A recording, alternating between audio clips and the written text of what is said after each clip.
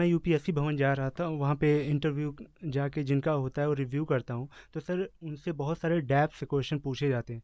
Sir ये dab क्या है और इसको भरते समय क्या सावधानी रखनी चाहिए? जब आपका प्रीलिम्स निकलता है तो उसके बाद आपको एक डिटेल एनालिटिक फॉर्म भरना पड़ता है, एनालिसिस फॉर्म भरना पड़ता है। इसमें होता है कि आपका नाम, आपका जो रहने की जगह, माता जी का नाम, पिताजी का नाम, माता का प्रोफेशनल, पिता का प्रोफेशनल, यहाँ तक कि आपका ग्रेजुएशन में कितना मार्क्स था, पीजी में कितना मार्क्स था, 12th में कितना मार्क्स था, अचीवमेंट आपके क्या क्या थे, आपकी हॉबीज क्या हैं, ये सब कुछ लिखना पड़ता है। आपका कोई वर्क एक्सपीरियंस है तो वो भी बताना पड़ता है। आपने यूपीएससी का एग्जाम कितनी बार दिया था, इसके पहले एग्जाम दिया तो क्या क्या प्रीलिम्स निकला कि नहीं निकला, कौन कौन सी स्टेप तक आप पहुंचे थे, इसे कहते हैं डिटेल एनालिसिस फॉर्म। ये प्रीलिम्स के बाद भी और मेंस के बाद भी और इंटरव्यू के समय भी रखा जाता है।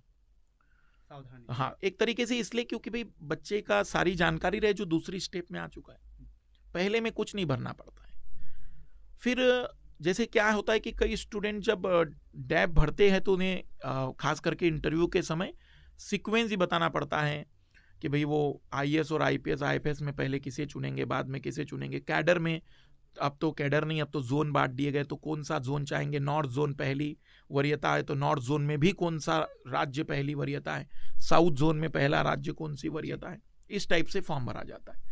इसमें तैयारी करने का मतलब डैफ में पूछा जाता है, जैसे भाई आपने आईपीएस चुना पहली, तो आपसे पूछा जाएगा वाई, क्यों आप आईपीएस पहली वरीयता रख रहे हैं, लोग तो आईएएस रखते हैं।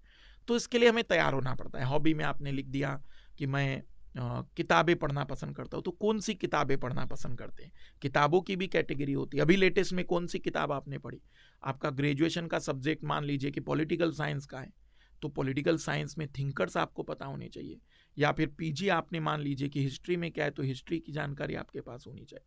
मोटे तौर पर कहे तो जो भी आपने जानकारी भरी है उसके बारे में आपके पास बेहतर इंफॉर्मेशन होनी चाहिए, और वो मेंस निकलने के बाद, पीटी निकलने के बाद तैयार कराई जाती है।